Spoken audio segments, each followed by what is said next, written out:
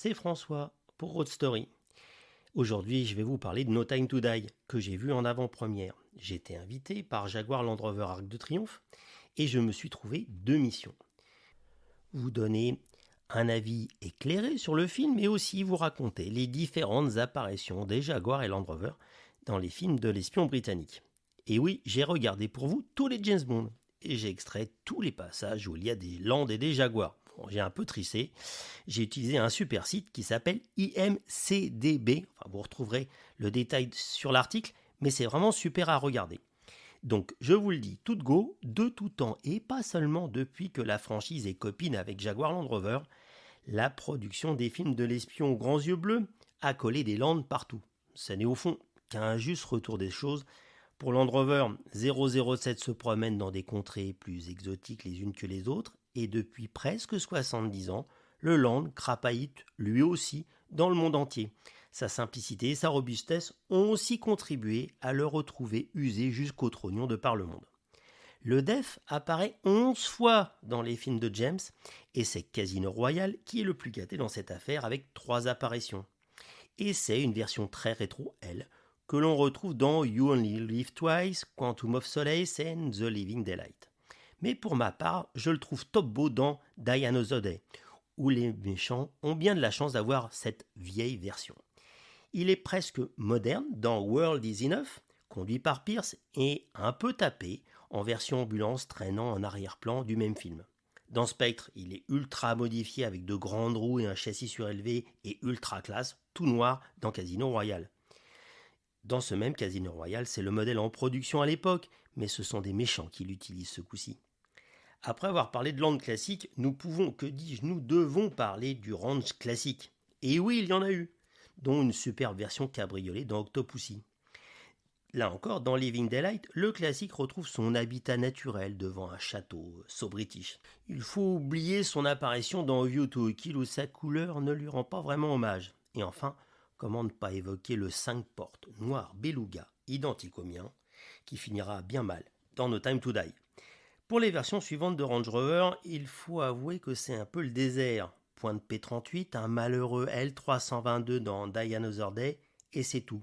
Par contre, on voit beaucoup un Range Sport dans Quantum of Solace, et je ne ferai pas de remarques sur celui qui apparaît dans Casino Royale, à la couleur... enfin bon, je vais rien dire, j'adore Range Rover. Côté Jaguar, c'est moins fourni. M roule en XJ dans Spectre, une XJ supercharged italienne traverse l'écran dans Casino Royale, où là encore, une S-Type semble perdue en arrière-plan de certaines scènes. And last but not least, comme disent nos amis anglais, c'est dans No Time to Die où nous envoyons une Jaguar, et que j'aime beaucoup par la finition SVR, une XE SVR. Voilà, ma transition est évidente pour vous parler de cette avant-première No Time to Die. C'est bien agréable d'arriver devant un cinéma sur les Champs-Élysées et découvrir un des Defenders qui a tourné dans le film posé sur le trottoir de la plus belle avenue du monde.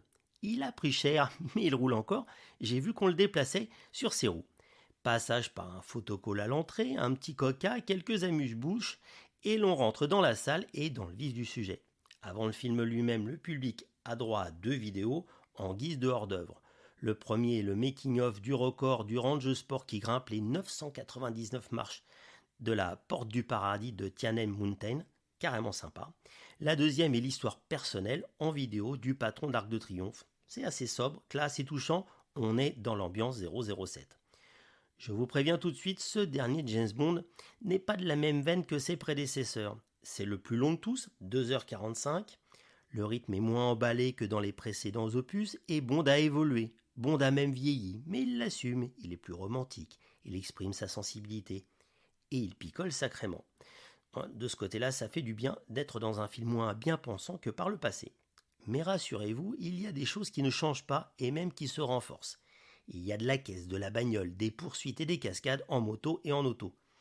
Mais tout cela est redevenu plus réaliste. 007 est moins un super-héros, il est redevenu Bond. Et je ne vais pas m'en plaindre. Si c'est un Bond un peu différent avec moins d'action outrancière, il y a toujours des Bond Girls.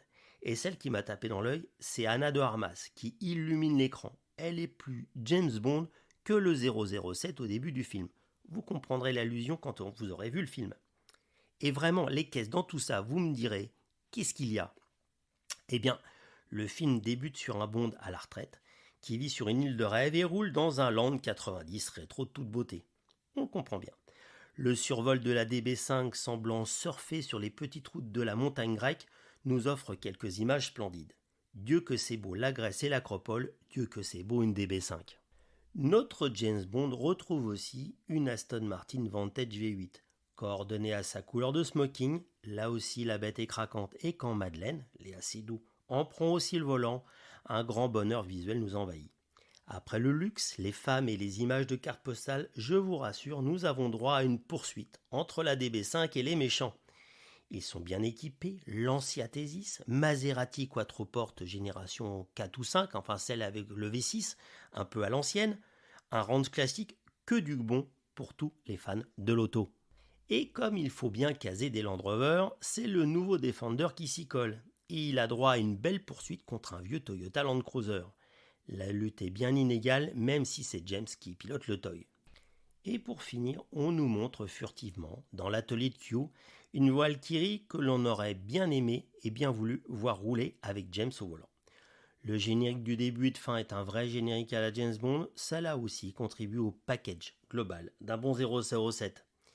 Et puis la musique est elle aussi capitale dans un James Bond. Tout au long du film, on entend de nombreuses déclinaisons du thème bien connu de James Bond et on entend aussi un très beau Dans la ville endormie par Dalida quand la romance prend le pas sur l'action.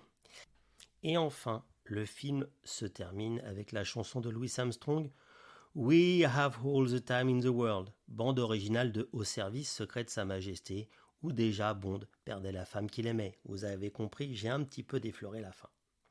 Ma conclusion est piquée au time. No Time to Die est un film imparfait, mais c'est un final parfait pour le meilleur James Bond de tous les temps.